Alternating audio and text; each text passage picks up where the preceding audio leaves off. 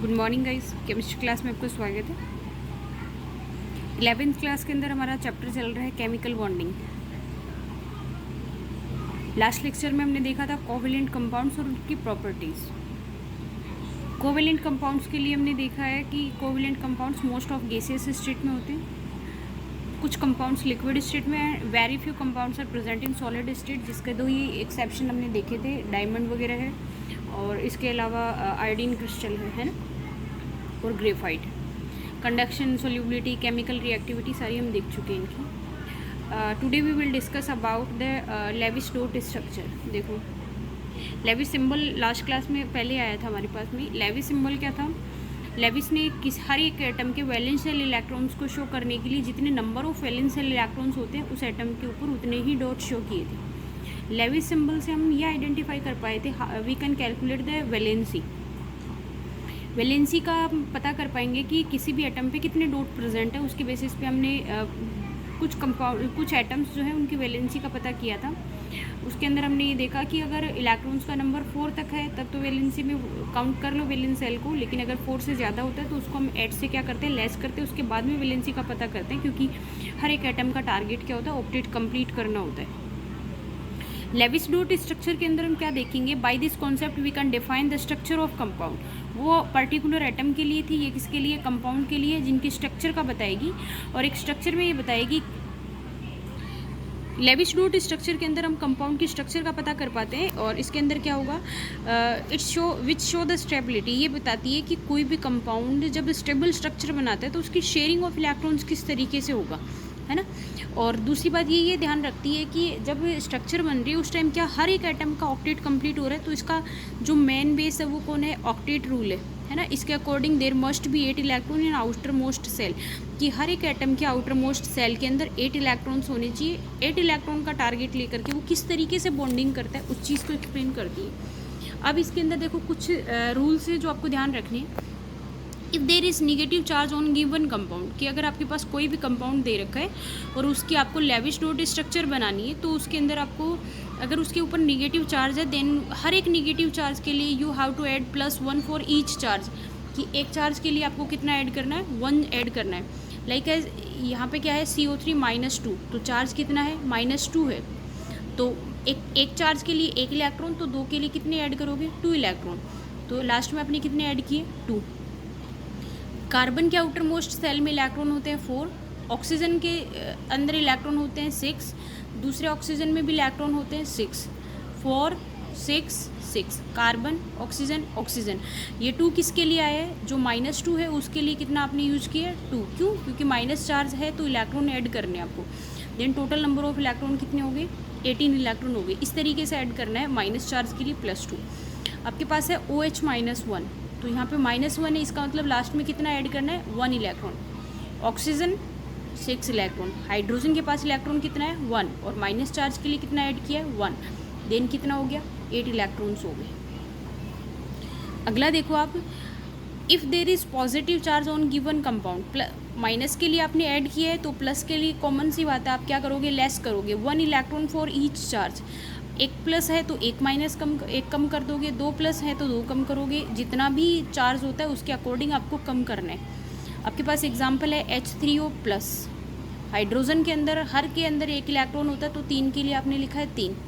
Oxygen के अंदर electrons कितने हैं, 6, आउटर मोस्ट सेल की बात होती है, और प्लस चार्ज है, इसका मतलब वहाँ से कितना लेस किया आपने, -1, क्योंकि चार्ज कितना है, प्लस। तो टोटल नंबर ऑफ इलेक्ट्रॉन्स कितने आए हैं, 8 इलेक्ट्रॉन्स आए। ऐसे ही NH4+ है, NH4+ अमोनियम आयन है, उसके अंदर नाइट्रोजन के आउटर मोस्ट सेल में इलेक्ट्रॉन होते हैं 5। हर एक हाइड्रोजन के पास 1 इलेक्ट्रॉन, तो 4 के पास कितने इलेक्ट्रॉन्स हो गए, 4 इलेक्ट्रॉन्स।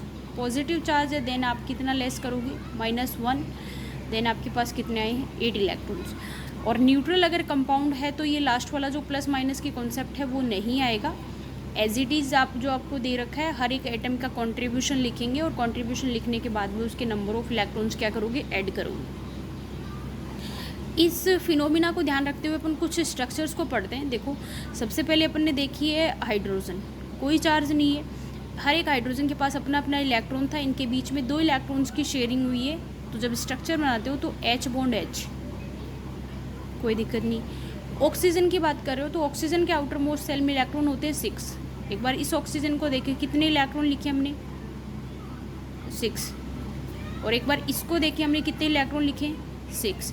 जब दोनों के बीच में आपस में शेयरिंग 6 8 कंप्लीट करने के लिए 2 की रिक्वायरमेंट इसको थी, 2 की इसकी, दोनों के बीच में डबल बॉन्ड वाले हो गए। जब डबल बॉन्ड वाले देखें उसके बाद में इस ऑक्सीजन पे भी 2 लोन पेयर है और इस ऑक्सीजन पे भी क्या है, 2 लोन पेयर प्रेजेंट है। दोनों के ऊपर 2 लोन पेयर हो गए। ये मॉलिक्यूल किसकी स्ट्रक्चर हो गई है, O2 मॉलिक्यूल की हो गई।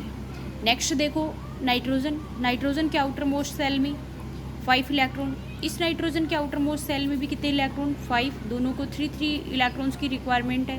बॉन्डिंग हुई, लास्ट में क्या बच गया, एक लोन पेयर बच गया। जब न्यूट्रल मॉलिक्यूल है तो कोई दिक्कत नहीं है, 8 इलेक्ट्रॉन से कंपेयर करो, पता करो कि कितने जो बॉन्ड्स है, कितने इलेक्ट्रॉन्स इनको आपस में शेयर करने, देन उसके बेसिस पे हो जाएगा।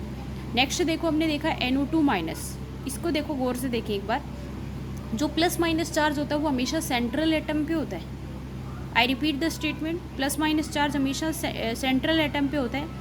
नाइट्रोजन एटम के अंदर नॉर्मल कंडीशंस के अंदर 5 इलेक्ट्रॉन होते हैं, लेकिन जैसे ही माइनस चार्ज आया आपको कितना इलेक्ट्रॉन ऐड कर देना है, 1। तो इसके आउटर मोस्ट सेल में एक बार इलेक्ट्रॉन देखना। अब देखना आप कितने इलेक्ट्रॉन कर दिए हमने, 6। इसमें 6 इलेक्ट्रॉन करने का रीज़न आपको समझ में आया, क्योंकि इसके अंदर क्या चार्ज है, माइनस, और -1 के लिए अपन ने कहा ना कि 1 इलेक्ट्रॉन ऐड करना है। तो ये बात समझ आई। 6 इलेक्ट्रॉन है तो इसको कितने की रिक्वायरमेंट हो जाएगी, 2 की। जैसे ही इसने 2 किए तो इसके इलेक्ट्रॉन क्या हो गए, कंप्लीट हो गए। बचे हुए ये 2 इलेक्ट्रॉन है तो इनके अंदर क्या होगा, जैसे ही अगर ये 4 इलेक्ट्रॉन, 4 और 2, तो इसके पास 10 इलेक्ट्रॉन हो जाएंगे। ऐसी कंडीशन में ये क्या करता है कि एक एटम के साथ में तो 2 इलेक्ट्रॉन की शेयरिंग करता है और दूसरे एटम को जो लोन पेयर होगा वो ऐसे का ऐसा डोनेट कर देता है। रिपीट कर रही हूँ मैं, ये देखें एक बार, ऊपर लोन पेयर शेप रहेगा, इधर वाले ऑक्सीजन के साथ में, जो इस ऑक्सीजन की बात हो रही है, इस ऑक्सीजन के साथ में डबल बॉन्ड शेयर करेगा तो 2, 2 4 और 2 6 इलेक्ट्रॉन हो गए। अब बचे हुए जो 2 इलेक्ट्रॉन हैं उनको डोनेट कर देता ही। डोनेट करने की कंडीशन ये होती है कि जब इसका काउंट करोगे तो इसका ऑक्टेट लोगे, इसका काउंट करोगे तो इसका ऑक्टेट लोगे। तो डोनेट करता है तब इसके बीच में क्या होती है, देना तो उसको 1 इलेक्ट्रॉन चाहिए था, लेकिन लोन पेयर डोनेट करता है इसलिए इसके ऊपर क्या आएगा, निगेटिव चार्ज आएगा। तो नाइट्रोजन के ऊपर क्या आता है, निगेटिव चार्ज। यहाँ पे ये देखिए कि जो कोऑर्डिनेशन बॉन्ड बनता है वो किससे बनता है, लोन पेयर डोनेट करने से बनता है ना, लोन पेयर डोनेट करने से बनता है। इसलिए नाइट्रोजन, इसके बीच में एरो दिखाते हो तो भी ठीक है, नहीं दिखा रहे हो तो आप निगेटिव चार्ज के साथ दिखा दो, ये किसकी स्ट्रक्चर हो जाएगी, NO2- की स्ट्रक्चर हो जाएगी, ठीक है ना। तो इसमें 6 इलेक्ट्रॉन थे, एक के साथ तो पार्टनरशिप करी, ये बॉन्ड तो कोवेलेंट बॉन्ड है, लेकिन ये वाला जो बॉन्ड है ना वो कोऑर्डिनेशन बॉन्ड है यहाँ पे, इसलिए। तो इसके पास 6 इलेक्ट्रॉन प्लस निगेटिव चार्ज के अंदर यहाँ पे कितने इलेक्ट्रॉन्स हैं, 2 इलेक्ट्रॉन्स प्रेजेंट है, इसलिए कम्प्लीटली क्या हो जाएगा, स्टेबल हो जाएगा। ऐसा रिपीट करके अगर आप इस एटम को सेटिस्फाई करते हो, इसके साथ करते हो, तो एक बार डबल बॉन्ड इधर और निगेटिव चार्ज इधर, तो दोनों में से किसी भी तरफ शो करते हो। ये फिक्स नहीं है कि इधर वाला ऑक्सीजन डबल से इधर वाला निगेटिव, नहीं, ये वाला डबल बॉन्ड जो ये वाला निगेटिव से भी हो सकता है, मतलब इसकी रिवर्स स्ट्रक्चर भी हो सकती है, उसमें कोई वो नहीं है। नेक्स्ट देखो CO3-2। एक बार कार्बन के अंदर देखिए, कार्बन के अंदर नॉर्मली इलेक्ट्रॉन्स होते हैं 4, -2 चार्ज आने की वजह से इलेक्ट्रॉन कितने कर रहे हैं, 6 कर रहे हैं। तो कार्बन के अंदर 2 इलेक्ट्रॉन, 2 4 और 2 कितने, 6 इलेक्ट्रॉन। जब कार्बन के पास में 6 इलेक्ट्रॉन है तो ये क्या करता है, एक ऑक्सीजन एटम को तो सेटिस्फाई करता है क्योंकि उसको 2 इलेक्ट्रॉन की रिक्वायरमेंट है, तो डबल बॉन्ड से। एक ऑक्सीजन दूसरा, उसको भी डबल बॉन्ड से। तो कार्बन ने कितने इलेक्ट्रॉन शेयर कर लिए, 4, 2 2 4 2 2 4, इसका मतलब ऑक्टेट कंप्लीट हो जाना चाहिए था।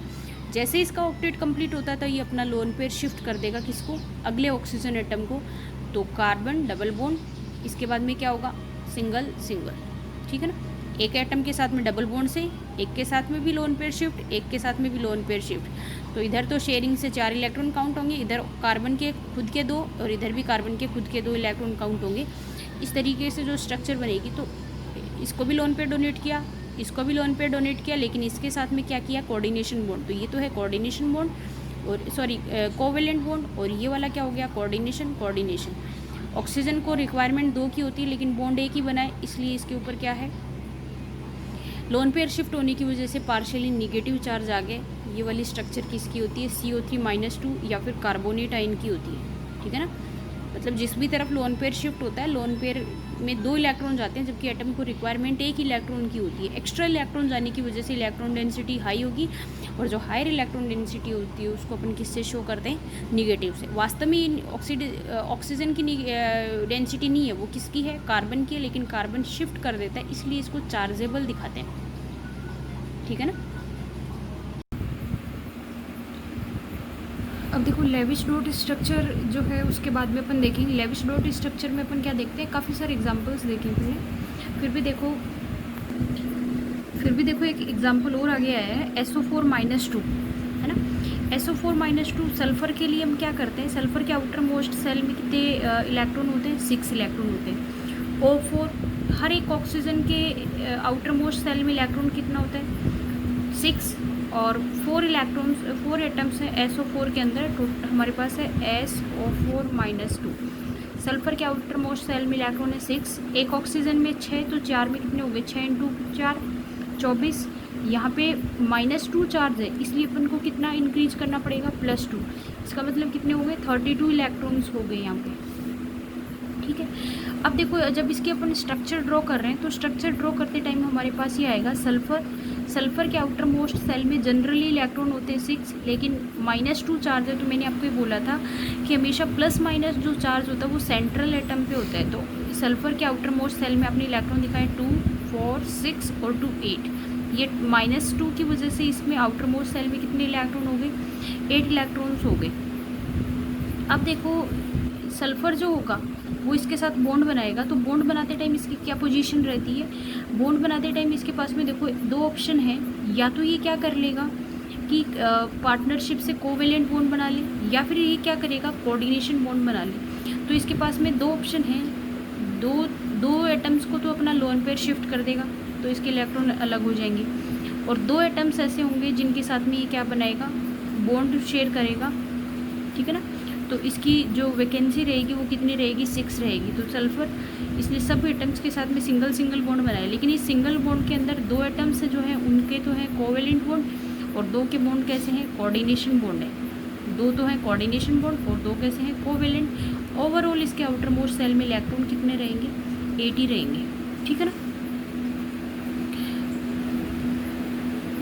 ये तो वो इलेक्ट्रोवेलेंट बॉन्ड्स हैं जिनके अंदर डायरेक्टली एटम्स जुड़ते हैं, जैसे MgCl2 है, तो इसके अंदर Mg के साथ में 2 क्लोरीन अट्रैक्ट होंगे दोनों तरफ सिंगल बॉन्ड से। इसी तरीके से कैल्शियम के साथ, इसी तरीके से सल्फर के साथ। ये थोड़ा सा वाइल्ड आ जाता है, आप लोगों के सिलेबस में नहीं है। नेक्स्ट जो है वो आप लोगों क्या आएगा, आयनिक बॉन्ड या इलेक्ट्रोवेलेंट बॉन्ड। देखो अपने ये देखा था कि बॉन्ड जो होता है बेसिकली 3 टाइप्स के होते हैं। एक तो था कोवेलेंट बॉन्ड, दूसरा था आयनिक बॉन्ड और तीसरा था कोऑर्डिनेशन बॉन्ड। तो कोवेलेंट बॉन्ड के बारे में अपने थोड़ा बहुत पढ़ा है कि कोवेलेंट बॉन्ड क्या होता है। इसके बाद में अपने ना आयनिक बॉन्ड आएगा। तो आयनिक बॉन्ड के लिए सिंपल वे में तो मैंने ही बोला था, if the bond is formed by the complete exchange of electron, कि ऐसा बॉन्ड जो इलेक्ट्रॉन के कंप्लीट एक्सचेंज से बनता हो उसको अपन क्या बोलते हैं, आयनिक बॉन्ड बोलते हैं। या फिर आप ये बोल सकते हो if the bond is present between 2 ions, या 2 आयन्स के बीच में जो बॉन्ड होता है उसको आप क्या बोलते हो, आयनिक बॉन्ड बोलते हो। या फिर ये बोल सकते हो कि if the bond is formed by the complete transfer of electron, that is called ionic bond. इसी को अपन इलेक्ट्रोवेलेंट बॉन्ड भी बोल देते हैं। इलेक्ट्रोवेलेंट ऐसे बोलते हैं कि इलेक्ट्रॉन के ट्रांसफ़र होने से जो बॉन्ड बन रहा है, इसलिए इसको बोल रहे हैं इलेक्ट्रोवेलेंट बॉन्ड। तो देखो इसको माइनरली देखते हैं अपन क्या होता है ना।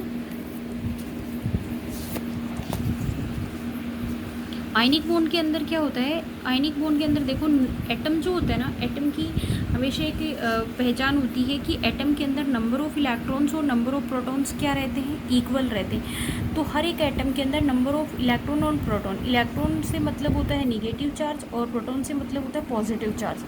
तो एटम के अंदर पॉजिटिव और निगेटिव चार्ज हमेशा बैलेंस रहता है, इसलिए एटम हमेशा इलेक्ट्रॉनिकली या इलेक्ट्रिकली क्या रहता है, न्यूट्रल रहता है, उसके ऊपर कोई चार्ज नहीं रहता है।